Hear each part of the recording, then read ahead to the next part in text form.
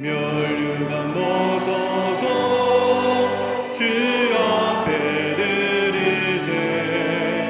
저 천사 기쁜 노래가 온 땅에 퍼지네. 내 오나 깨어서 주 찬송하여라. 온 백성 죄를 속하신 만왕의 왕이세. 멸류관 벗어서 주 앞에 드리세. 그 성과 몸의 상처가 영광 중인 날에 하늘의 천사도 그 영광 보고서 고난의 심히 알고자 늘은 모아도다.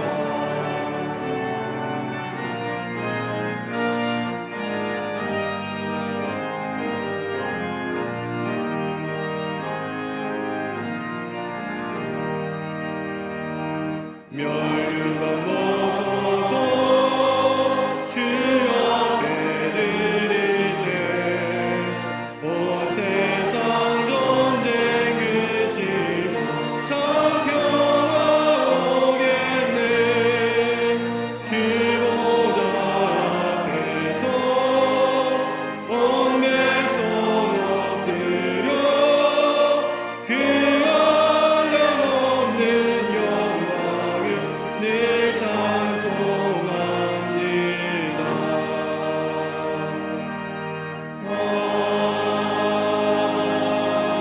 아멘.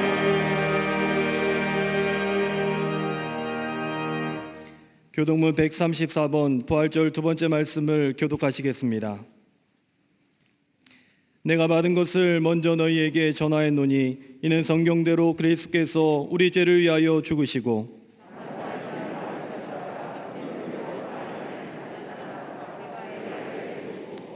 후에 12 제자에게와 그 후에 500의 형제에게 일시에 보이셨나니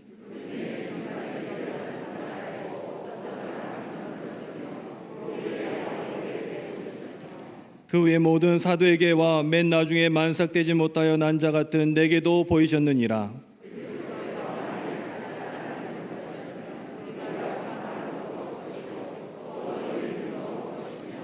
만일 그리스도 안에서 우리가 바라는 것이 다만 이 세상의 삶뿐이면 모든 사람 가운데 우리가 더욱 불쌍한 자이리라.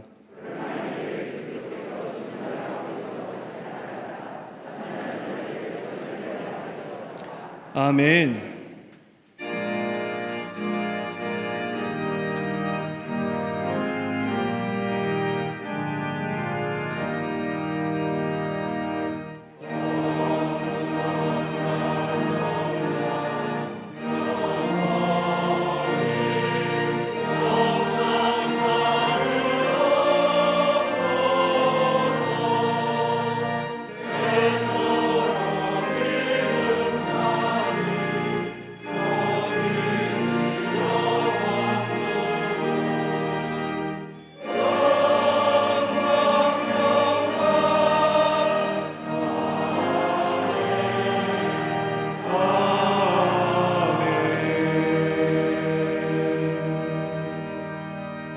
전능하사 천지를 만드신 하나님 아버지를 내가 믿사오며 그 외아들 우리 주 예수 그리스도를 믿사오니 이는 성령으로 잉태하사 동정녀 마리아에게 나시고 본디오 빌라도에게 고난을 받으사 십자가에 못 박혀 죽으시고 장사한 지 사흘 만에 죽은 자 가운데에서 다시 살아나시며 하늘에 오르사 전능하신 하나님 우편에 앉아 계시다가 저리로서 산자와 죽은 자를 심판하러 오시리라.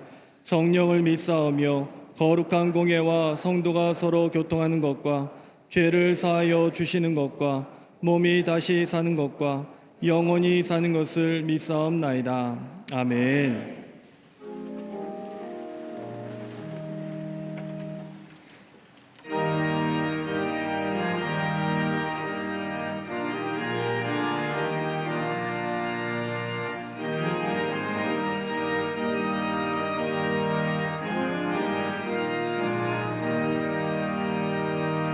주님께 영광 다시 사신 주 사망 권세 모두 이기시었네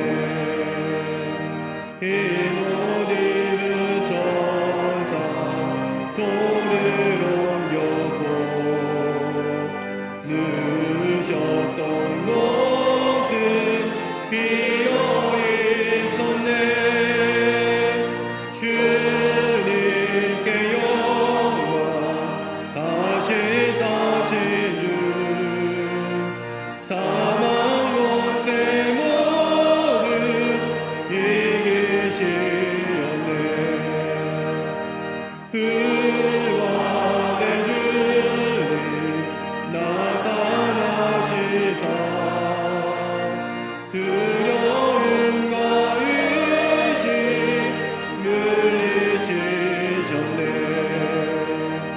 주의 교회 기뻐 찬송하여라 다시 사신 주님 죽음 이겼네 주님께 영광 다시 사신 주 사망 권세 모두 이기시었네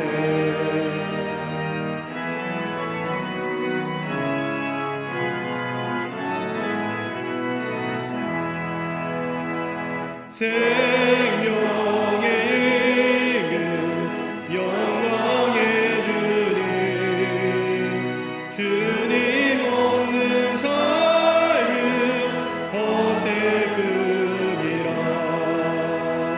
주의 사랑으로 세상 이기고 요단 건너보냐 가게 하소서 주님께 영광 다시 사신 주 사망 권세 모두 이기시었네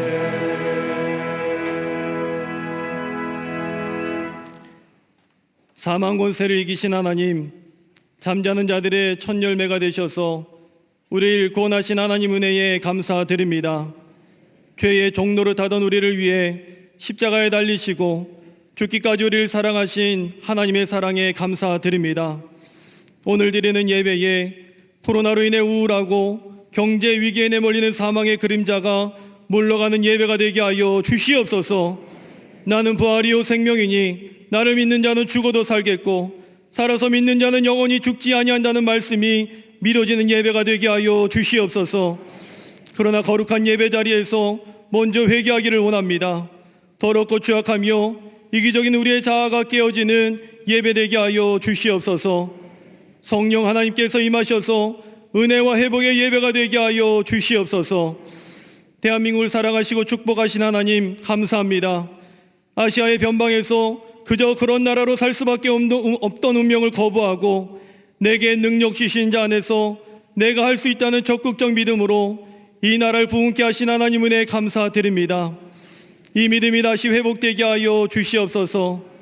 그래서 믿음으로 인하여 코로나의 문제도 극복되고 포괄적 차별금지법과 낙태합법화 그리고 동성혼을 합법화하는 건강가정기본법의 개정을 넘어서게 하여 주시옵소서. 하나님의 창조 질서를 막는 인보주의적 사상과 정치와 철학은 사라지며 기독교와 교회를 무너뜨리고 의미하는 세력도 주께서 다스려 주시옵소서. 특별히 이번 보궐선거를 위해 기도할 때에 일할 만한 자, 국민을 위해서 일하는 자, 하나님을 두려워하며 겸손히 일하는 자가 되게 하여 주시옵소서. 저 북녘에 있는 사랑하는 주의 백성을 위해 기도할 때에 하나님을 거역하는 악한 것은 무너지게 하여 주시옵소서.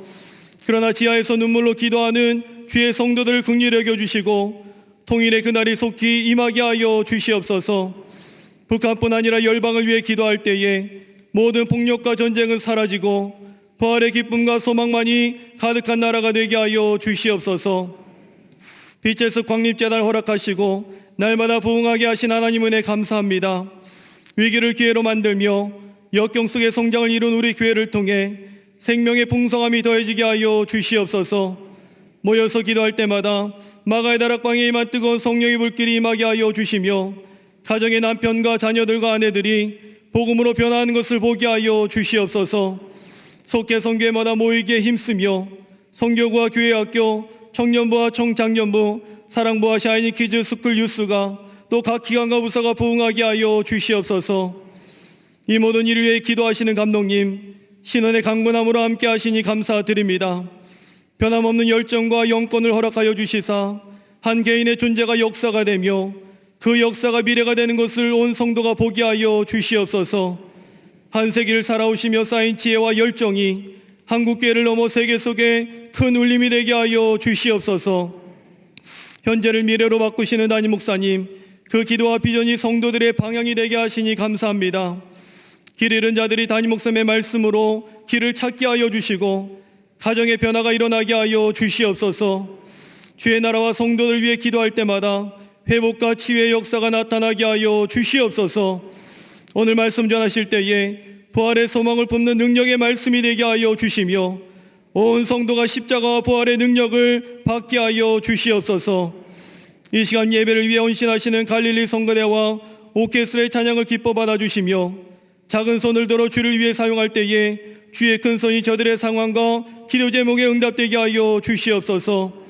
이 시간 함께 예배하는 광림 남교회, 서교회, 북교회와 해외 선교지 위에 주의 충만한 은혜를 부어주시고 부흥케 하여 주시옵소서.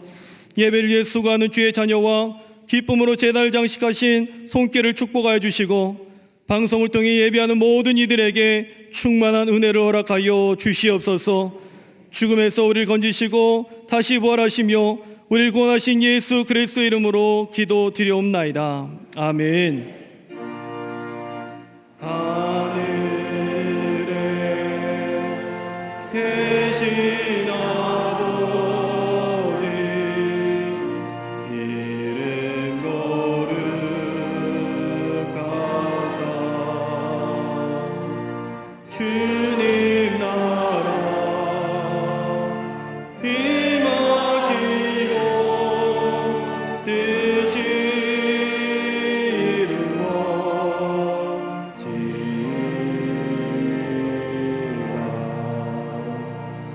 일용할 양식 주시고 우리들의 큰 죄 다 용서하시고 또 시험에 들게 마시고 악에서 구원하소서.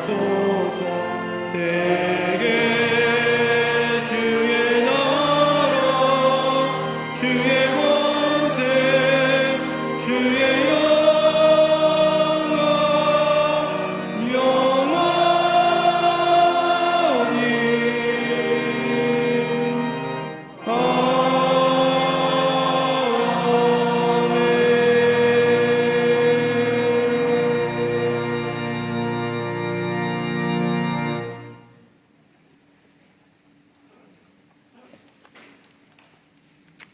할렐루야.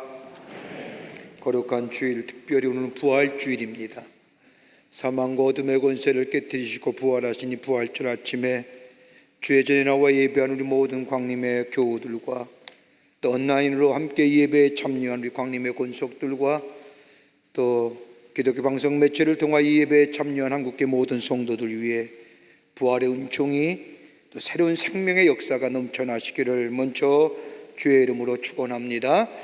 이 안에 교회에 계신 분들은 옆 사람과 함께 목례로 인사하십니다. 말하지 마시고요, 목례로 인사하겠습니다. 예수님 부활하셨습니다 라고 인사들 나누시기를 바랍니다.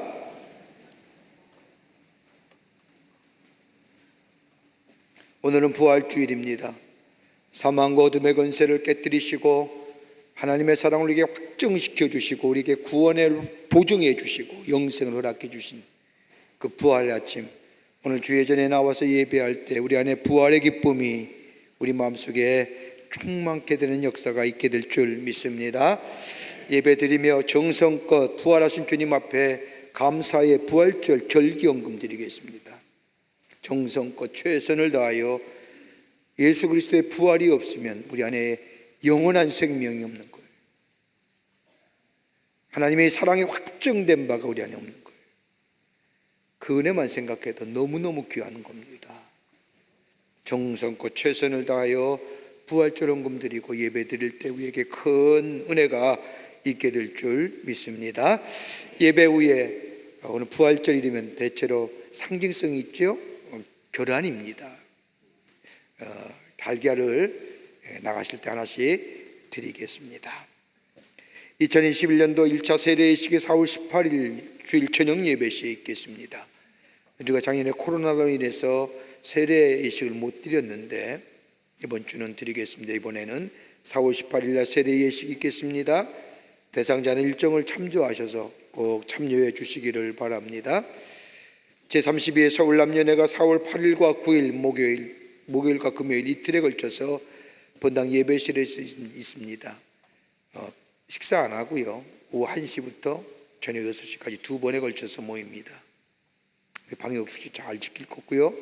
너무 걱정하지 마시고요. 연혜원 대표 되시는 분들 꼭 참석하시기를 바랍니다. 오늘 강단 미안 오교구의 우등 집사님 가정에서 자녀들과 함께 우옥군 성도님을 추모하며 장식해 주셨습니다. 선교구와 교구 소식, 선교 모임들은 안 적혀 있지만 속회 예배 꼭 들으시기를 바라고요. 선교에 꼭 가시기를 바랍니다. 그래서 속회 때마다 선교에 모일 때마다 나라와 민족과 이 백성을 위해서 중보하시는, 기도하시는 모든 모임들이 되기를 바랍니다. 지난 한 주간에 어려움을 당한 가정들이 계십니다. 만나실 때 위로하여 주시기를 바랍니다. 그 밖에 박수광론에 많은 광고들이 나와 있습니다. 오늘 이 남성교회가 택시 전도대회 합니다. 부활주일과 우리가 창립기념주일 두 번에 걸쳐서 하는데 많은 분들이 택시 타고 와주셔서 감사합니다. 여러분 기도해 주시고요. 또 복음 전하는 일에 함께 동참해 주시면 감사하겠고요. 돌아오는 주일에 토요일 날은 부활절 기념 이웃 돕기 사랑의 헌혈하겠습니다. 어떤 분이 왜 주일날 안 하고 왜 꼭 토요일날 하냐 그랬는데 주일날 와달라고 하니까 안 온대요. 피는 모자란다고 얘기하는데 교회가 주일날 모여서 하는 일인데 피가 모자라다고 광고는 하지 말지. 그래서 토요일날, 다음 주 토요일날은 우리 교회 교육자들이 먼저 헌혈하겠습니다. 그리스도의 사랑을 나누는 이 헌혈운동, 젊은 청년들 또 청장년분들 피가 많이 모자란다고 합니다. 코로나 때문에 많은 사람들이 헌혈운동에 참여하지 못한다고 합니다. 우리 함께 참여해서 다른 사람을 생명 살리는, 우리가 구원받았듯이 우리의 피로 다른 사람을 살리는 이 귀한 일에 함께 동참해 주시기를 바랍니다. 그 밖에 박수광론의 많은 광고들 보시고 기도해 주시고 참여해 주시기를 바랍니다. 이제 성경도 읽겠습니다.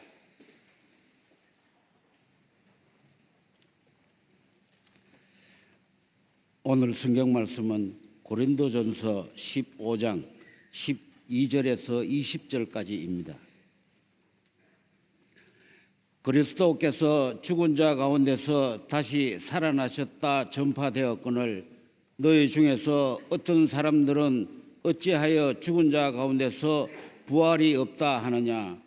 만일 죽은 자의 부활이 없으면 그리스도도 다시 살아나지 못하셨으리라.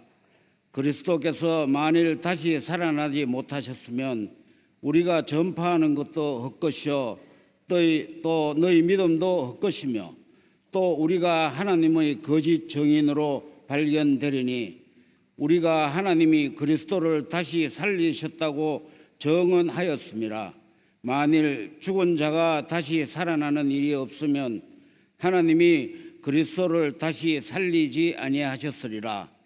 만일 죽은 자가 다시 살아나는 일이 없으면 그리스도도 다시 살아나신 일이 없었을 테요. 그리스도께서 다시 살아나신 일이 없으면 너희의 믿음도 헛되고 너희가 여전히 죄 가운데 있을 것이요 또한 그리스도 안에서 잠자는 자도 망하였으리니 만일 그리스도 안에서 우리가 바라는 것이 다만 이 세상의 삶뿐이면 모든 사람 가운데 우리가 더욱 불쌍한 자이리라.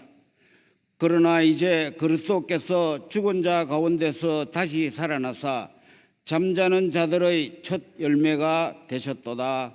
아멘.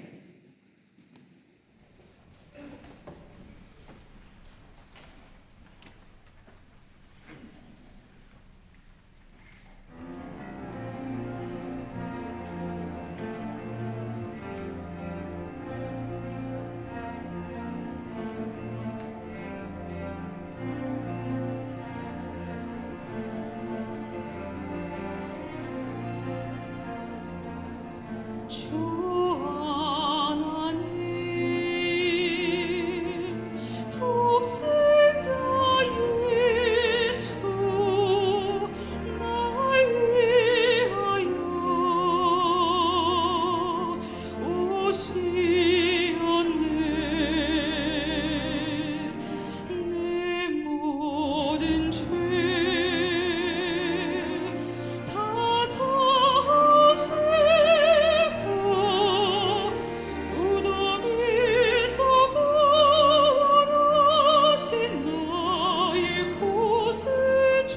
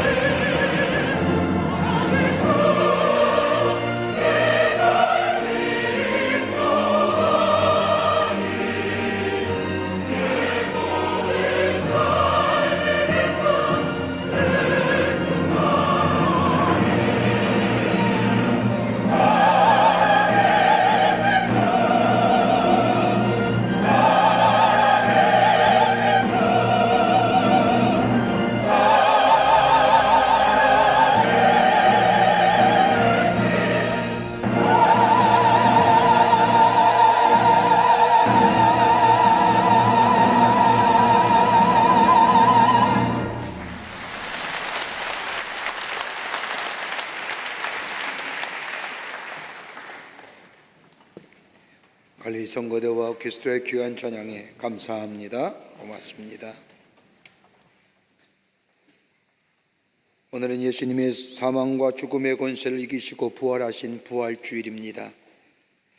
예수님의 부활은 역사적 사건일 뿐만 아니라 우주적 사건이고 더 나아가 우리를 위한 구속의 완성을 이룬 사건이며 이 부활을 믿는 자마다 우리의 생명이 그리스도적 생명으로 인도하는 예표가 되는 사건이 바로 예수 그리스도의 부활입니다.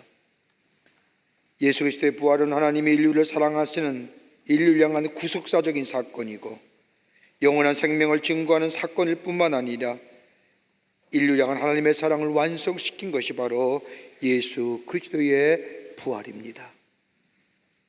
여러분, 기독교가 전파된 몇 세기가 지나지 않아서 기독교가 놀랍도록 부흥한 이유 가운데 하나가 수많은 전염병이 로마의 도시를 촉토하던 그 암흑 속에서도 이 기독교가 희망을 제공했기 때문입니다. 다른 종교는 막연하게 내세가 나아질 것이다, 가능성을 말하였습니다. 좋아질 것이다 라고 이야기하지만, 막연한 가능성과 추측성을 이야기했지만 우리 기독교는 희망을 얘기했습니다.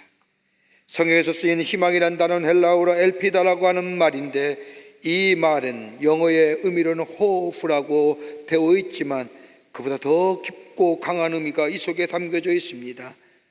그것은 다름 아닌 깊은 확신입니다. 희망은 깊은 확신입니다. 깊은 확신 가운데 있었던 그리스도인들이 당시에 당하는 환난이나 역경이 인간의 생각으로는 이해가 되지 않지만 이것 또한 하나님께서 인도하시는 하나님의 역사로 보았고, 그러게 저들은 그 속에서 희망을 노래했습니다. 더 나아가 인간의 역사의 종착점을 막연한 내세로 그친 것이 아니라 우리의 몸과 영혼이 부활하여 저 새 하늘과 새 땅으로 들어가는 것으로 보았기에 그 깊은 확신에 저 어두움에 있었던 로마의 사람들에게 부활의 주님을 증거하며 생명의 말씀을 증거하는 것으로 저들에게 새롭게 다가갔던 것을 보게 됩니다. 지금 우리가 살고 있는 시대는 어떠한 시대입니까? 과학과 기술과 이성, 이것이 우리의 미래를 새롭게 해주시고 우리의 미래의 안전과 평화를 가져다 줄 것이라고 막연한 희망 가운데 있던 우리들, 그러나 코로나19로 인하여서 미직류 같은 이 바이러스로 인하여 철저하게 무너져감을 보게 됩니다. 인간의 이성과 과학이 이 미직류 같은 바이러스에 아무런 능력도 아무런 것도 발휘하지 못하는, 그래서 우리 마음속에 더욱더 긴 불안과 공허감을 가져다주는 우리들의 삶의 모습, 우리들의 희망이 과학이나 이성이나 그렇고 사회의 진보가 있는 것이 아니라 부활하신 예수 그리스도에 대한 믿음이 우리의 사랑에 있는 소망이 된다는 사실을 다시금 느끼게 하는 이 부활절 아침입니다. 예수님 당시의 사람들에게는 부활을 믿기가 어려운 것이었습니다. 고대 세계관도 그렇고 지금의 세계관도 마찬가지입니다. 어떻게 죽은 사람이 부활할 수 있느냐? 부활을 불가능으로 봅니다. 그러나 예수님이 부활하셨다는 이 증거는 아주 탄탄합니다. 하나의 사건이 역사적 사실이 되려고 하면 세 가지의 것이 충족되어야 된다고 합니다. 하나는 역사성입니다. 또 하나 있다고는 합리성입니다. 모든 사람이 합리적으로 이해가 되어야 됩니다. 또 하나 있다면 증거가 있어야 됩니다. 많은 사람들이 예수님의 부활을 미신적인 거라 지어진 것이라고 이야기합니다. 그러나 예수님의 부활은 역사적인 사건이요, 합리적으로 이해할 수 있는 사건일 뿐만 아니라 그에 대한 증거가 있음을 보게 됩니다.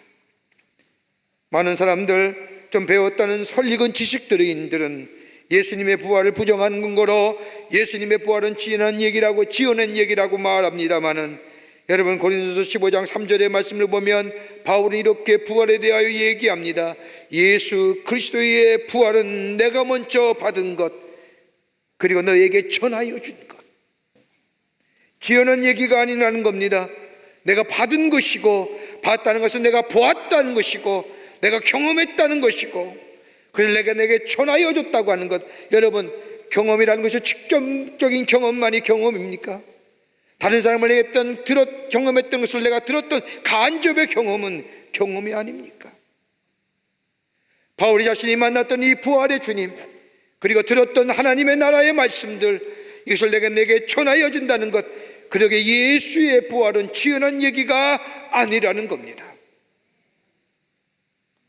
더 나아가 어떤 사람은 예수님의 부활은 역사적 사건이 아니라 초기에 그리스도인들이 가졌던 마음으로 믿었던 일이라고 얘기합니다. 그런데 여러분, 어떻게 마음에 믿었던 사람들, 그런 사람들이 예수 그리스도의 부활하심을 나가서 전할 수 있습니까? 보지 않으면 불가능한 일입니다. 그러기에 고린도서 15장 이하의 말씀을 보면 바울은 이렇게 얘기합니다. 부활하신 예수님께서 케바에게 보이시고 그 후에 12제자에게, 그 후에 500여 형제에게 일시에 보이셨나니 그 중에 지금까지 대다수가 살아있고 어떤 사람은 잠들었으며, 그 후에도 야고보에게 보이셨으며, 그 후에 모든 사도에게와 맨 나중에 만색되지 못하여 난 나 같은 자에게도 부활의 주님이 나타나셨다. 마음으로 믿은 것이 아니라는 겁니다. 실제의 사건, 봤다는 거예요. 경험했다는 거예요.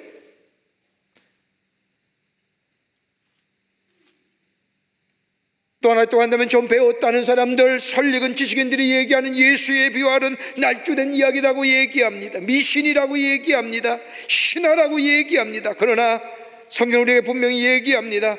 예수 그리스도의 부활은 날조된 사실이 아니라 역사적 사실이다. 그 증거로 부활을 목격한 사람들이 얼마나 많으냐. 베드로도 봤고 야고보도 봤고 500여 사람들에게 동시에 나타나서 예수의 부활하심을 목격했고, 그런 사람 가운데 죽은 사람도 있지만 아직도 산 사람이 있으니 산 자에 가서 물어보아라.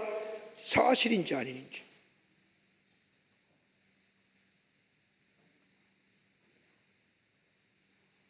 바울은 예수 그리스도의 부활을 무조건 믿으라는 것이 아닙니다. 그냥 내 말대로 믿으라는 것이 아닙니다. 증거가 있습니다. 예수의 부활하심을 많은 사람이 목격했고, 예수님의 부활을 목격한 사람 중에는 지금도 살아있는 사람이 있고 죽은 사람도 있으니 믿어오면, 못 믿으면 가서 물어보라는 겁니다. 사도행전 26장의 말씀을 보면 바울이 아그리빠 왕과 총독 베스도 앞에서 예수님의 죽으심과 부활을 말하자 총독 베스도가 사도행전 26장 24절의 말씀을 보면 바울을 향하여 얘기합니다. 내 많은 학문이 너를 미치게 하느니라.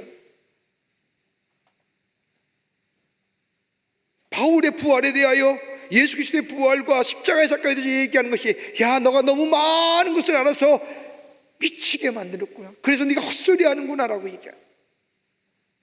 그럴 때에 이 총독 베스도의 말에 바울은 사도행전 26장 25절과 26절의 말씀을 보면 바울이 이르되 베스도가 가여 내가 미친 것이 아니요 참되고 온전한 말을 하나이다.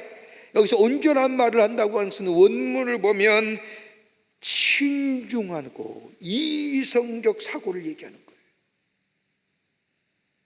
없던 사실을 지어낸 얘기가 아니에요.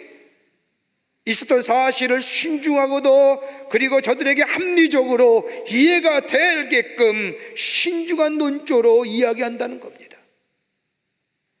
왕께서 이 일을 아시기로 내가 왕께 담대히 말하노니 이 일에 하나라도 아시지 못함이 없는 줄 믿나이다. 이 일은 저 한쪽 구석에서 행한 것이 아닙니다. 예수님의 부활은 공공연한 지식이요, 예수 그리스도의 십자가의 죽으심과 부활은 사실이요, 더 나아가 예수님의 부활은 저 한쪽 구석에서 일부의 사람들에 의해서 소문으로 들려진 이야기가 아니라 역사적 사실뿐만 아니라 합리적인 이해가 되는 사실이고 증거가 있는 거예요. 예수님의 부활했던 사실을 우리는 성경에서 복음서의 기자들이나 그 밖의 사건을 통하여 우리에게 말씀하시는데, 예수 그리스도의 부활은 역사적 사실입니다. 분명하게 살아나셨습니다. 그 증거가 빈 무덤이요, 모든 인간은 다 무덤이 있는데 예수님은 누우신 자리에만 있을지 그 안에 예수님이 안에 계신 빈 무덤이 살아나셨다는 증거요,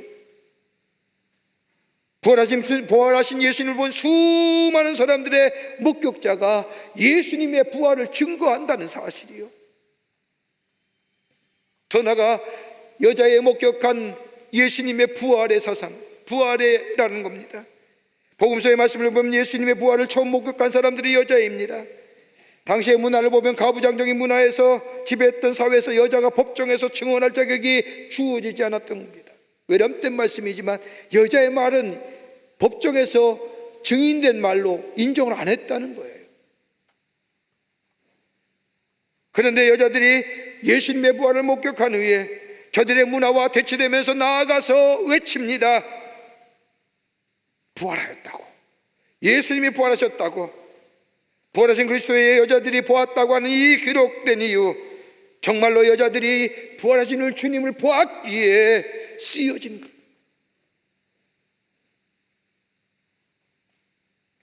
이러하던 예수님의 부활은 역사적인 사건이고 합리적인 이해가 있는 사건이고 증거가 있습니다.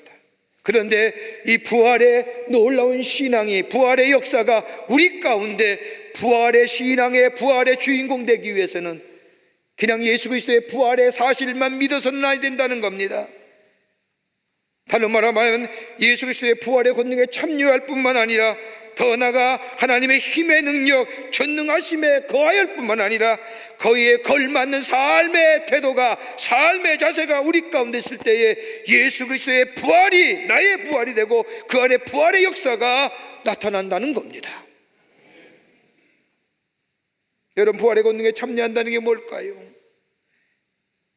예수님의 십자가의 사건, 우리의 죄를 위하여 속죄제물이 되시어 우리를 구원하시는 그 놀라운 십자가의 은혜와 사랑, 그냥 죽으신 것으로만 그치는 것이 아니라 부활하시어 우리에게 부활의 권능, 다시 말한다면 미래의 새로운 창조의 세계로 우리의 삶을 들여놓으심을 믿어야 한다는 겁니다. 자, 보십시오. 하나님의 나라는 두 종류가 있지요. 이미 이루어진 하나님의 나라, 다가올 하나님의 나라. 여러분, 예수님이 이 땅에 오심으로 하나님 나라가 시작이 되었습니다.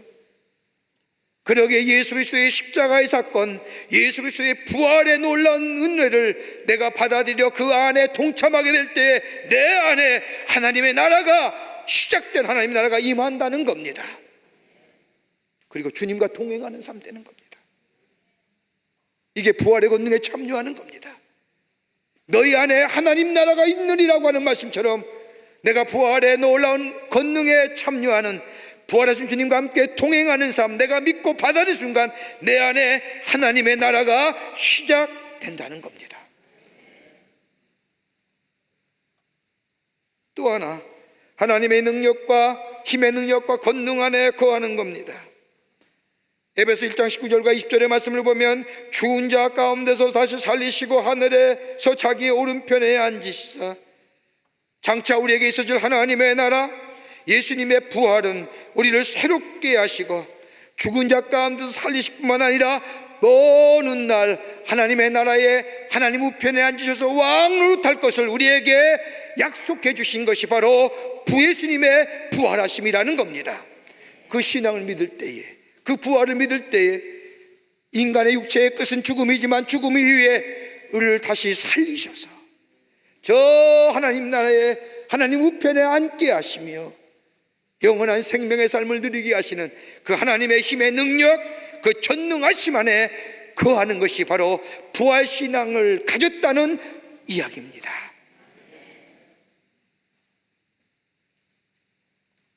더 나아가 부활신앙을 가진 사람은 삶의 자세가 달라집니다. 이 땅에 사는 삶의 모습이 달라집니다. 새롭게 된 피조물로 새롭게 거듭난 하나님의 백성의 삶으로 살아가게 하는 것이 바로 부활신앙입니다.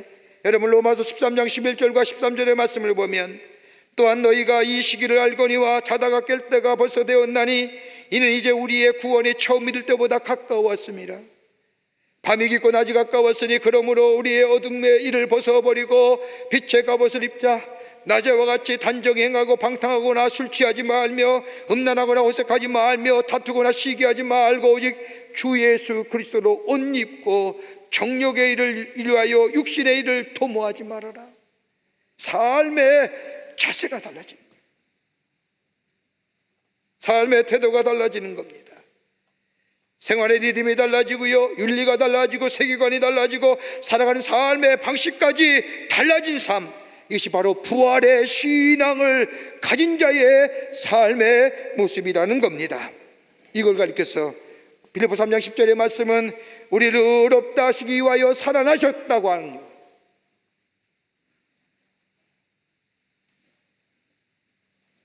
그러기에 예수님의 부활은 우리의 구원의 능력과 구원과 능력의 원천이 된다는 겁니다. 하나님께서 의도하신 대로 하나님의 나라 이 땅에 회복이 시작되었다는 것입니다.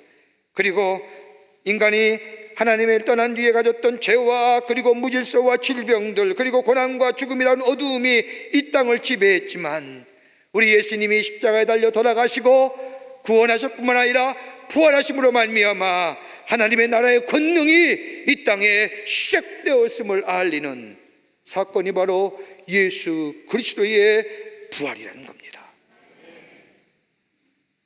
그렇다고 한다면 부활의 권능에 참여하는 것과 더불어 하나님의 능력과 전능하심에 거하고 우리의 삶의 태도가 달라지는 삶의 모습의 근거는 어디 있을까요? 부분적으로 이루어진 하나님 나라의 백성의 삶은 어떤 삶일까요? 오늘 본문의 말씀은 우리에게 몇 가지로 우리에게 귀한 영적인 교훈과 도전을 주십니다.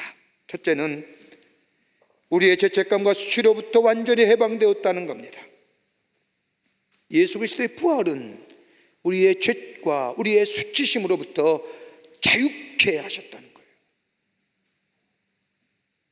우리는 읽지 않았지만 고린도전서 15장 1절의 말씀을 보면 바울이 이렇게 전합니다. 내가 너희에게 전한 복음을 너희에게 알게 하노니, 바울은 자신이 전한 복음을 굳게 지키며 헛되지 말라고 말합니다. 그런데 여러분, 복음이 뭘까요?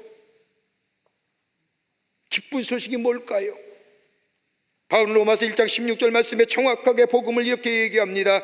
복음이란 구원을 주시는 하나님의 능력이라고 말합니다. 여러분, 인간에게 있어서 해결할 수 없는 문제의 근원적인 문제가 뭡니까? 많은 사람들은 여러 가지로 많은 이야기합니다. 안전의 문제며 평화의 문제며 평등의 문제며 인권의 문제며 핵의 문제며 소수 인종에 대한 차별의 문제며. 근데 여러분, 이것들이 외치면 정말 우리 안에 참된 평안이 있을까요?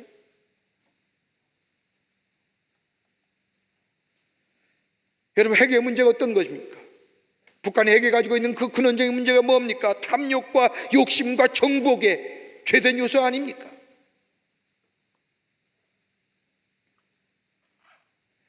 생태계의 파괴의 문제, 인간의 탐욕이 가져다주는, 욕심이 가져다주는 하나님과의 창조물, 저 자연세계와 함께 자유롭게 평화롭게 조화롭게 살아갈 것을 깨트린 것이 생태계 파괴 아닙니까?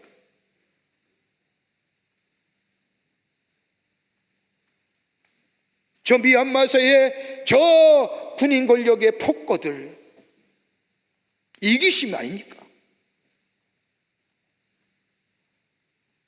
하루에도 수십 명씩 죽어가는 자유를 외치면서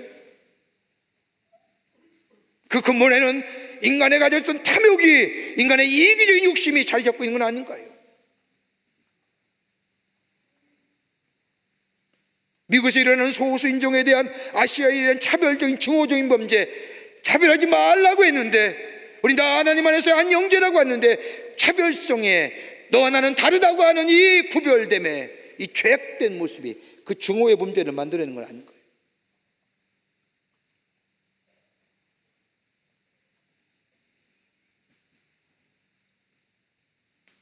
여러분, 죄의 문제가 해결될 때 우리 안전의 문제가 해결되는 겁니다. 죄의 문제, 예수 그리스도가 우리의 십자가에 달려 돌아가심으로 우리의 죄를 대신하여 대속의 제물이 되시고 우리를 죄에서 구원해 주셨지만, 그러나 뒤돌아보면 벌써 내 안에 자리 잡고 있는 이 죄책감, 이 수치심, 자유로울 수 있습니까? 여러분, 백화점에 가서 물건을 사셨어요. 물건을 사고 딱 나오는데 삑 울려요. 경험해 보셨죠? 안 그런 척 그러고 앉아 계십니까? 단 여러 번 경험했습니다. 그러면 누가 쫓아와요? 보안 요원이 아니면 직원이 쫓아옵니다. 뭐 보여달라 그래요? 영수증 좀 보여주세요. 그럼 내가 산 물건에 대해서 영수증 보여주면 뭐라고 합니까? 미안합니다, 나가시지요. 부활이 그런 거라는 거예요. 내 안에 있는 죄, 예수님이 십자가에 달려 돌아가심으로 내 죄가 사해졌어요. 내 안에 담겨있는 이 수치감과 이 죄책감, 죄는 사용소 받았는지 모르지만 내 안에 자꾸 이 감정의 문제, 이 상한 감정 생각날 때마다 수치와 죄책감이 나를 아프게 하는 것들, 우리 주님이 부활하심으로 그 수치와 죄책감을 로부터 자유롭게 하셨다는 거예요.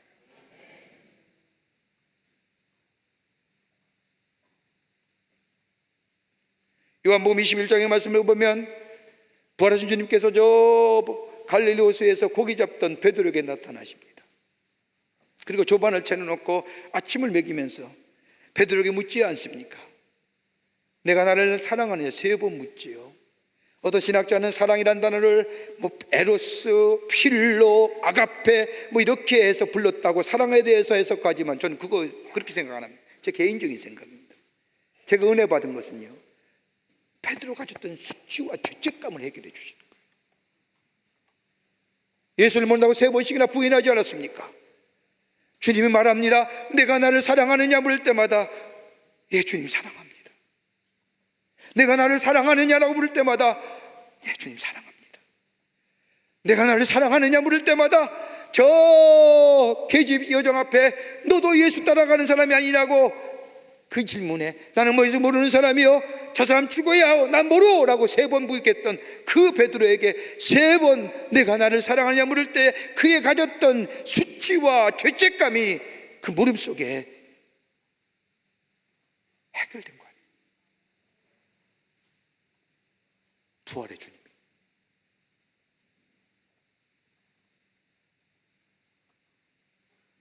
예수 그리스도의 십자가가 나의 죄에서 구원해 주시고 나의 죄를 위하여 대속의 제물이 돼서 나를 죄에서 구원해 주셨다고 한다면 예수님의 부활은 내 안에 담겨있는 죄책감과 수치심에서 완전하게 해방시켜 주셨다는 거예요. 그런 바울은 고린도서 15장 10절 말씀에 이렇게 고백하는 겁니다. 내가 나아된 것은 하나님의 은혜로 된 것이니 내게 준 그 은혜가 헛되지 아니하여 내가 모든 사도보다 더 많이 수고하였으나 내가 한 것이 아니요 오직 나와 함께 하신 하나님의 은혜로다. 그 부활의 신앙 있는 자에게 뭐예요? 아하, 하나님의 은혜구나.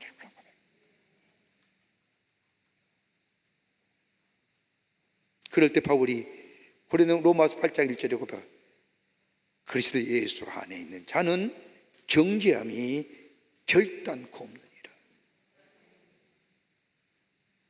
참된 자유라는 거예요. 둘째는 예수 그리스도의 부활은 우리를 하여금 죽음의 두려움에서 완전히 해방시켜 주십니다. 예수님의 부활은 우리를 하여금 죽음이라는 어두운 그림자로부터 자유롭게 하실 뿐만 아니라 해방시켜 주신다는 겁니다. 오늘 고린도서 15장 21절과 22절의 말씀을 보십시오. 사망이 한 사람으로 말미암았으니 죽은 자의 부활도 한 사람으로 말미암는도다 말씀하시면서 아담 안에서 모든 사람의 죽은 것 같이 모든 사람이 삶을 얻으리라 말합니다. 죄로 인하여 단절된 하나님과의 관계, 그러게 죄의 싹은 사망이라고 하는 말씀처럼 인간에게 있어서의, 죄된 인간에게 있어서의 죽음이라는 것 결코 피할 수 없는 어두운 그림자요 숙명입니다. 여기에 왜라고 생각하는 분 계십니까? 그런데 우리 예수님께서 십자가의 죽으심으로 죄로 인하여 죽을 수밖에 없는 우리들을 구원하실 뿐만 아니라 부활하심으로 인하여 우리에게 죽음이라고 하는 이 어두운 그림자, 이 두려움을 넘어서게 하셨다는 겁니다. 아담 안에서 모든 사람은 죽은 사람이지만 그리스도 예수 안에서는 모든 사람이 죽음을 넘어서서 새로운 생명의 소유자 된다는 겁니다. 여러분, 한번 물어보겠습니다. 우리의 영혼의 무게가 얼마나 될 것 같아요? 생각해 보셨어요? 영혼의 무게가 재봤더니 21g이라고 합니다. 덩컨 맥두골이라고 하는 내과 의사가 한평생 한 가지 의문점을 가지고 있었습니다. 병을 고쳐주는, 그래서 치유되는 기쁨도 있지만 의사로서의 가장 불행한 것은 사람들의 죽음을 봐야 한다는 겁니다. 그래서 의사로서 어떻게 하면 저들을 도울 수 있을까? 어떤 모습으로 이 땅에서의 마지막 생을 잘 마무리할 수 있도록 도와줄 수 있을까? 환자를 치료하는 가운데 이런 고민이 든 거예요. 그러던 어느 날 임종을 앞둔 환자 하나를 만납니다. 그러면서 이 닥터 이 던컨에게 호기심이 하나 생겼습니다. 사람이 죽을 때 어떤 모습으로 죽음을 대할까? 그러면서 죽음을 먹던 환자에게 특별히 만든 저울에 그 죽음을 목전했던 환자를 올려놓았습니다. 마침내 환자가 마지막 숨을 내쉬는 동안에 놀랍게도 저울의 추가 움직이며 소리를 내는 겁니다. 가만히 보니 저울의 추가 한 눈금 아래로 툭 하고 떨어지는 겁니다. 그리고는 더 이상 올라가지 않는 겁니다. 그는 이 실험을 통해서 인간의 죽음 직후에 긴 숨과 내뱉는 숨과 더불어 세상을 떠나는데 마지막 숨을 내쉴 때에 그 인간의 체중이 줄어드는데 그 무게를 재보니 21g이랍니다.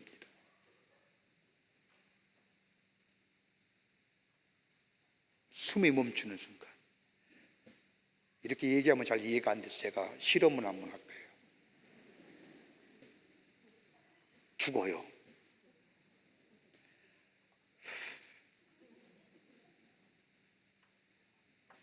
이 순간 21g이 내 몸에서 빠져나가는 거예요.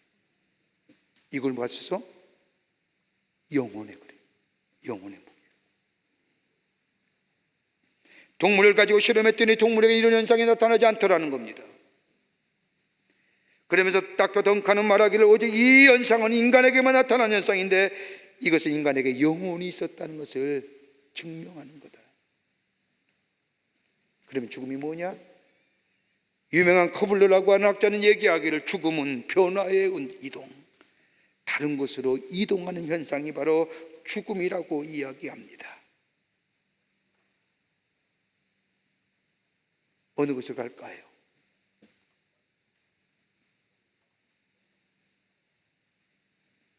히브리서 2장 14절과 15절의 말씀을 보면 자녀들은 혈과 육에 속하였음에 그도 또한 같은 모양으로 혈과 육을 함께 지님은 죽음을 통하여 죽음의 세력을 잡은 자 곧 마귀를 멸하시며 또 죽기를 무서워함으로 한평생 매여 종로를 하는 모든 자들을 놓아주려 하심이니라. 예수 그리스도의 부활은 우리로 하여금 종노릇하게 만드는 이 사망의 권세에서 놓아주시기 위해서,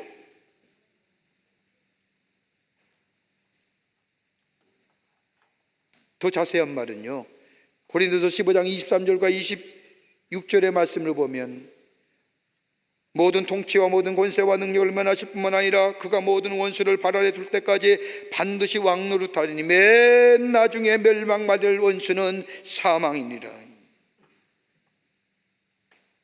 죽음이 끝이 아니라요, 죽음이 끝이 아니라 다시 살리시어서요, 하나님 우리에게 약속하신 것처럼 새로운 시작, 주님과 함께 모여 왕노릇하게 하시는 역사.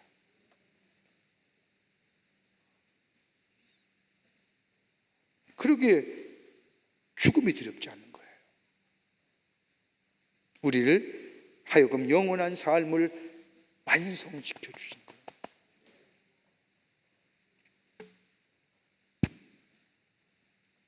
그러기에 초대교회 성도들은 부활신앙을 가지고 환난과 핍박을 이긴 거예요.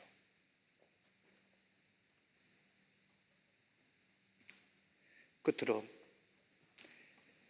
예수 그리스도의 부활의 신앙은 우리로 하여금 속박하는 다른 권세로부터 해방시켜 줍니다. 고린도서 15장 19절의 말씀을 보면 만일 그리스도 안에서 우리가 바라는 것이 다만 이 세상의 삶뿐이라면 모든 사람 가운데 우리가 더욱 불쌍한 사람이라. 자 보세요, 죄로 인하여 수치와 죄책감으로서 자유한 사람이 됐습니다. 예수 그리스도의 부활로 완전히 해방되었습니다. 죽음 후에 얻은 그림자를 넘어섰습니다. 그래 우리가 아직도 저 세상의 삶을 따라간다고 한다면 우리 더욱 불쌍한 사람이라는 거예요. 여러분, 우리의 존재의 가치가 어디 있어요? 예수 그리스도께서 십자가에 달려신 의미가 어딘지 말이에요.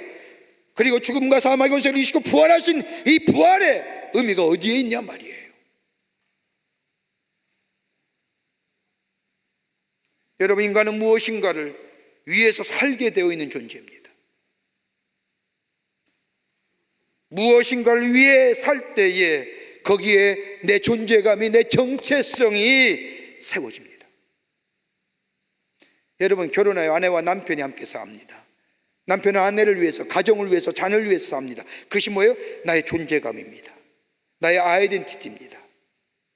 열심히 밖에서 일하는 것도, 내 가정을 위해서 일하는 것도 내가 남편과 아버지 때문에, 내 존재감 때문에, 내 정체성 때문에 일하는 겁니다. 아내도 마찬가지지 않습니까? 가정을 돌며 자녀를 위해 헌신하며 남편을 위해 헌신하는 것, 그것으로 인해서 아내됨의 정체성이, 존재감이 거기에 있는 겁니다. 여러분, 그리스도인의 아이덴티티가 어디 있습니까? 존재의 의미가 어디 있습니까? 내가 예수 믿게 되는 죄 가운데 살았더니 내 마음대로, 내 뜻대로, 내 의미대로 저 세상을 향하여 세상의 가치관을 가져서 살았다고 한다면, 하나님과의 관계, 단절된 관계에서 내가 좋은 대로, 내가 바라는 대로, 내가 원하는 대로 살았던 나의 삶의 모습, 이제는 내 죄가, 하나님과의 단절되었던 죄가, 하나님과 원수되었던 내 삶의 모습이, 내가 연약할 때에, 내가 하나 없이 하나님과의 대적할 때도 하나님을 사랑하셨던 그 사랑을 내가 받고 나서 하나님과의 관계되고 회복되고 부활의 놀라운 은혜를 받은 우리의 삶, 그렇다고 한다면 내 아이덴티티와 내 정체성이 어디에서 나오는 겁니까? 아직도 세상을 따라가는 삶입니까? 고린도서 2장 14절과 15절의 말씀을 보면, 우리를 거스리고 불리하게 하는 법조물로 쓴 증서를 지우시고 제하여 버리사 십자가에 못 박으시고 통치자들과 권세자들을 무력화하여 드러내어 구경거리로 삼으시고 십자가로 그들을 이기셨느니라. 법조물로 쓴 증거를 지우시고 제하여 버렸다는 것은 하나님과 우리와의 관계를 맡겼던 이 피죄의 것들 다 없애야 하셨다는 거예요. 그 다음에 대목이 중요해요. 예수를 못 박았던 세상의 권력들, 세상의 힘들, 무력들, 여긴 통치자들과 권세라고 얘기하는 거예요. 세상의 권세, 세상의 권력, 예수를 죽인 것 같았죠. 자기들이 이긴 것 같았죠. 근데 예수님이 다시 부활하시어 그것들을 뭐요? 무력화시켰다는 거예요. 그런데 아직도 우리가 그런 삶을 따라 살아가야 되는 거예요.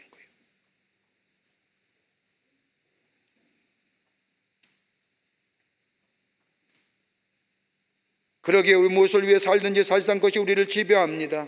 권력을 추구하는 사람은 권력에 의해 지배당하고, 인정받는 사람은 인정받고자 하는 사람에 의해서 지배당하는 거예요. 그런데 죄가 우리를 지배했던 죄가 사라졌습니다. 주님이 다 법조문에 쓴 증거를 다 태워버렸습니다. 부활하셨습니다. 세상의 권력과 통치자들을 우습게 만드셨습니다. 그렇다고 한다면 우리는 아직도 땅의 것을 바라보며 살아가야 되느냐는 거예요. 흘러가는 시간에 안타까움을 느끼며 살아가야 되는 거예요. 위에를 바라보고 다가올 저 하나님의 나라의 약속의 성취를 바라보며 사는 삶, 이게 부활신앙의 소유자라는 거예요. 여기에 우리 안에 새로운 창조 역사, 새롭게 된 변화 역사, 바울이 고백한 것들은 보라 내가 새 것이 되었다라고 고백되어지고 선포되어 줄 수 있는 하나님의 백성의 삶으로 살아가는 근거가 된다는 겁니다. 이걸 위해서 우리 예수님 뭐예요? 사셨습니다. 부활하셨습니다.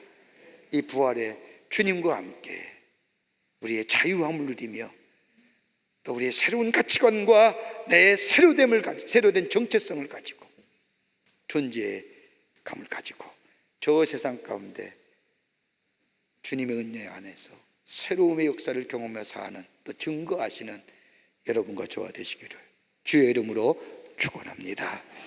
하나님 감사합니다. 저희들 주께서 사랑해 주셔서 하나님의 백성 삼으심에 감사합니다.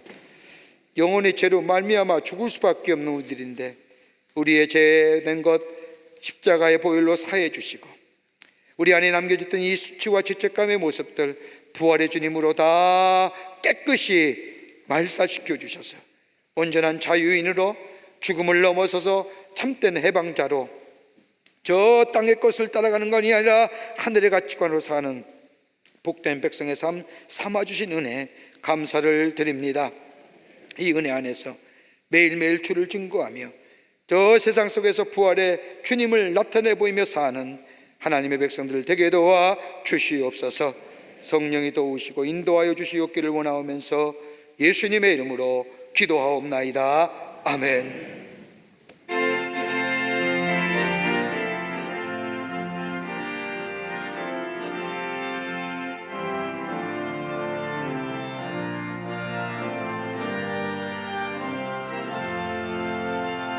할렐루야 우리 예수 부활승 전하셨네. 세상 사람 찬양하니 전사와 같아도다. 그 주 예수 부활하사 사망 권세 이겼네. 그 주 예수 부활하사 사망 권세 이겼네. 할렐루야 우리 예수 왕의 왕이 되시고 우리들의 중보 되신 성령 증거하시네. 그 주 예수 부활하사 처음 열매 되셨네. 그 주 예수 부활하사 처음 열매 되셨네.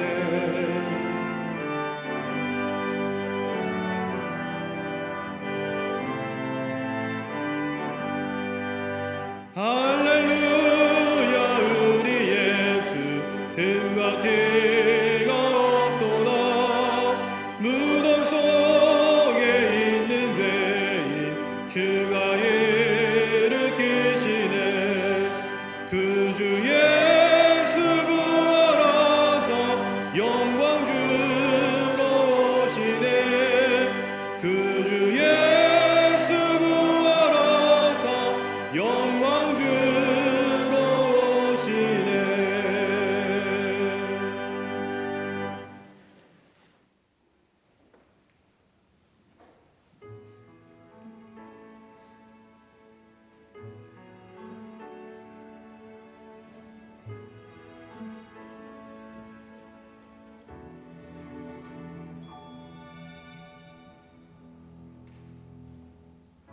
나의 영혼이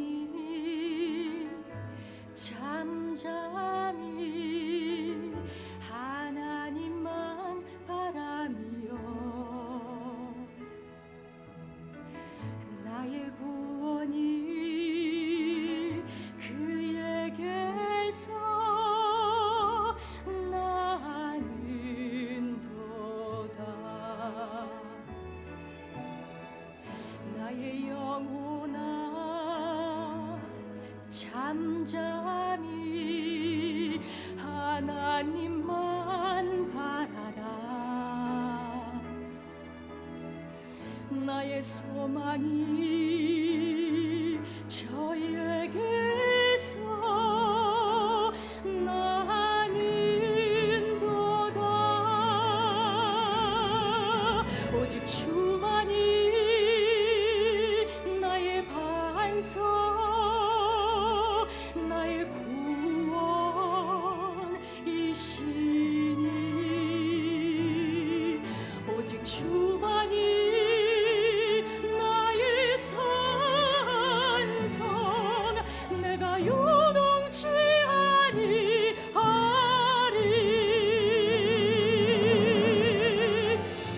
나의 구원 나의 영광 하나님께 있으니. 내 힘의 반석과 피난처 되시네.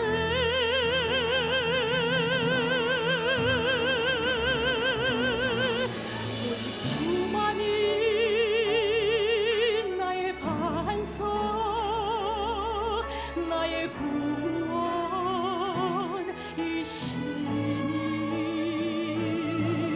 오직 주만이 나의 산성 내가 요동치 아니하리. 오직 주만이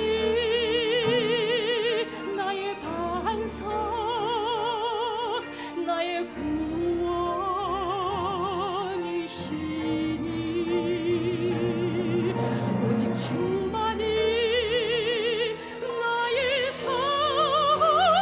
산성 내가 요동치 아니하리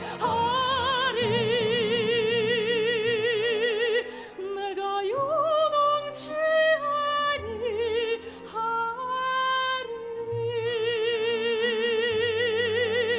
내가 요동치 아니하리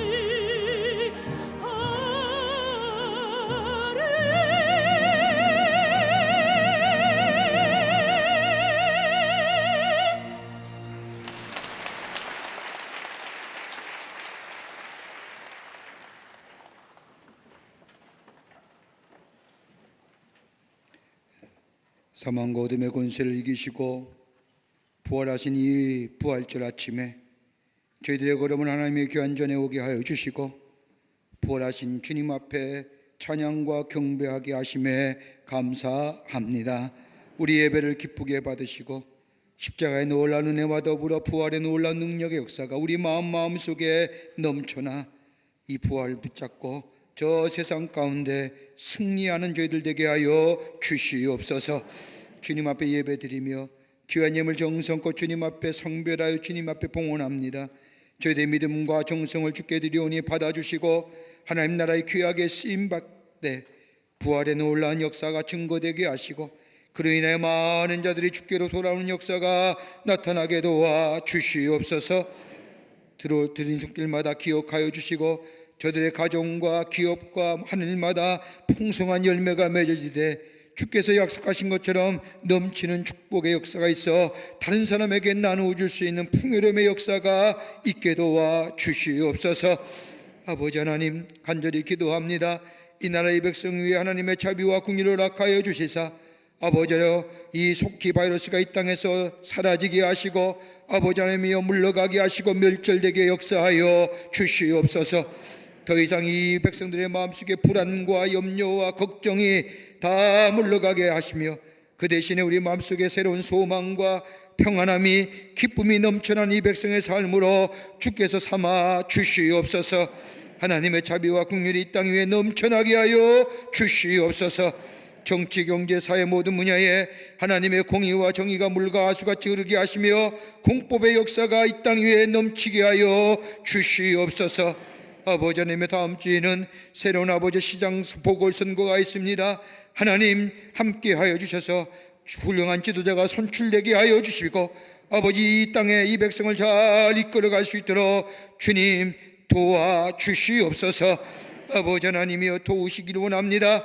특별히 이 시간에도 나라 위에 수고한 우리의 장병들, 전후방 각지에서 나라를 위해 수고한 우리 장병들 지켜주시사 저들의 수고와 헌신이 헛되지 않도록 이 땅의 자유와 평화가 안보가 지켜지게 도와 주시옵소서. 매일매일 십자가의 신앙 안에 서게 하시고 부활의 신앙으로 승리하는 저희들로 주께서 삼아 주시옵기를 원하오면서 우리를 죄악 가운데 구원하시고 그 사망과 죽음의 어두운 권세를 이겨 부활하신 우리 구주 예수 그리스도의 이름으로 기도하옵나이다. 아멘.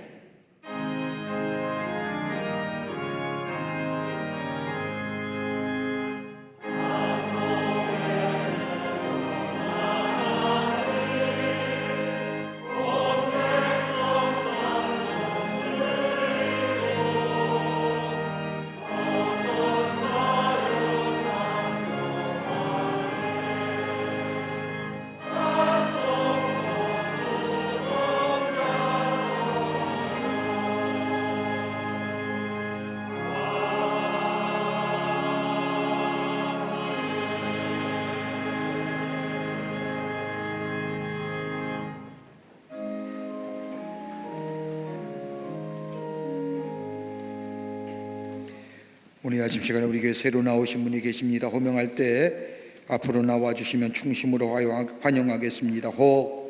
여러분 가운데 새 가족 등록 카드는 안 했지만 오늘 처음 오신 분 계시면 인도자 함께 나오시면 충심으로 환영하도록 하겠습니다. 자진해서 나오셨습니다. 김슬비 트리나 씨, 서명환 장로님 인도하신 조용희님, 조은미 집사님 인도하신 정은주님, 자진해서 나오셨습니다. 최진영님 앞으로 나와주시기 바랍니다. 3층에 계시면 3층 앞으로 나와주시고요. 충심으로 환영하겠습니다.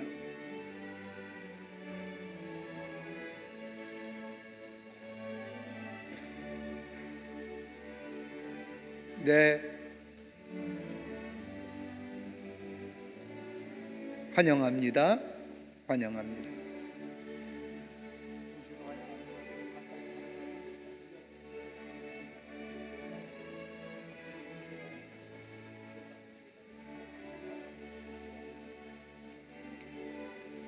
삼층에도 환영합니다. 감사합니다. 기도하시겠습니다. 오늘도 귀한 성일에 당신의 귀한 백성들 주의 전에 오게 하심에 감사합니다. 저들의 이름을 하늘나라의 생명책 기록해 주시고 구원과 영생의 소망 가운데 이 땅에 살면서 주님과 늘 동행하며 승리하는 하나님의 백성들 되게 하여 주시옵소서. 주님이 영원토록 동행하여 주시옵기를 원하오면서 예수님의 이름으로 기도하옵나이다. 아멘. 뒤돌아서실까요?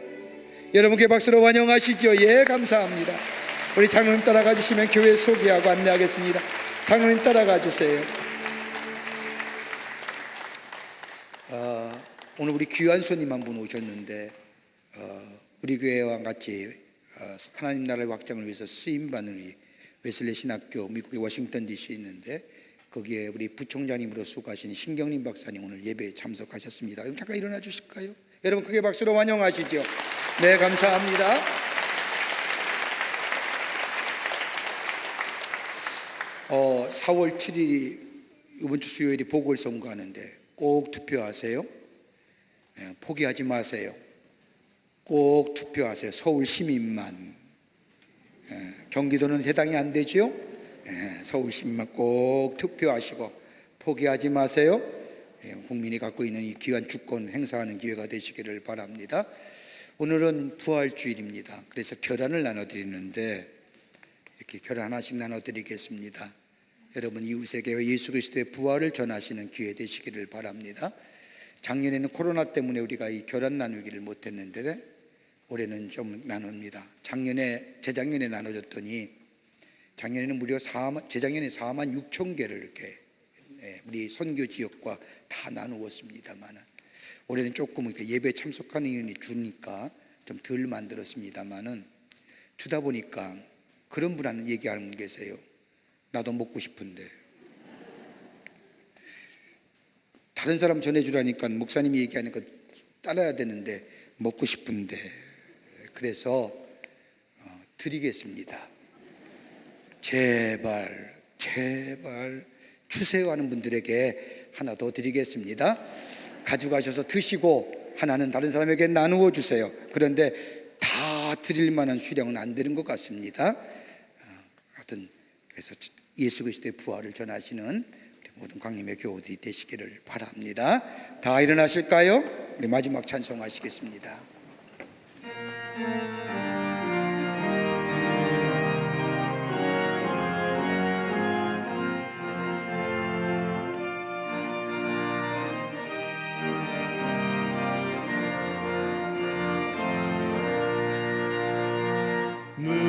무덤에 머물러 예수 내 구주 새벽 기다렸네 예수 내 주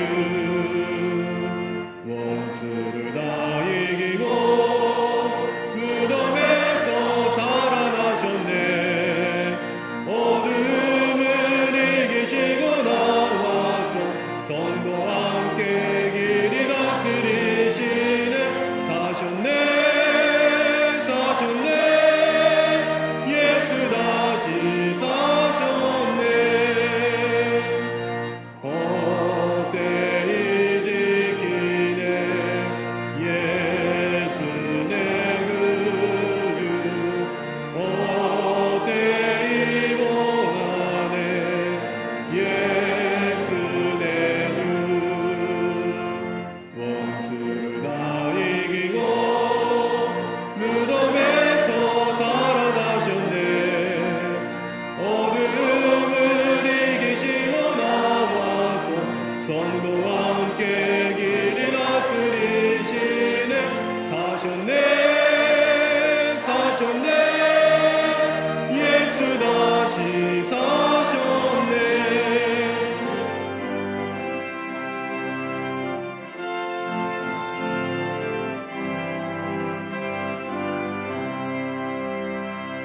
거기 못 가두네 예수 내 구주 우리를 살리네 예수 내 주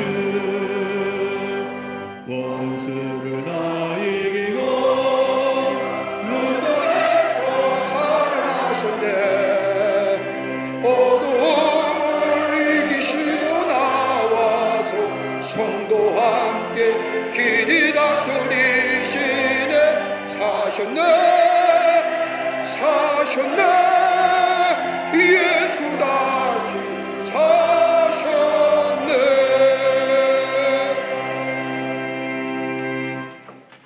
우리를 죄에서 구원하시기 위해서 십자가에 달려 죽으실 뿐만 아니라 말씀하신 대로 3일 만에 부활하시어 부활의 첫 열매가 되어주신 우리 구주 예수 그리스도의 크신 은혜와 하나님 아버지의 지극하신 사랑하심과 우리 안에 내재하시며 교통하시며 임재하시어 우리 안에 사랑의 놀라운 역사하심과 더불어 구원의 완성을 이루어 가시는 성령님의 놀라운 능력의 역사가 부활하신 주님을 찬양하며 부활의 신앙을 가지고 저 세상에 나가 예수 다시 사셨습니다라고 증거하며 하나님 나라의 백성의 삶으로 살기로 결단하고 성전에 나서는 우리 모든 사랑하는 광림의 권속들과 영상을 통하여 이 예배에 참여한 하나님의 거룩한 백성들 머리 위에 주께서 지금으로부터 영원토록 함께 하시기를 간절히 축원하옵나이다. 아멘. 주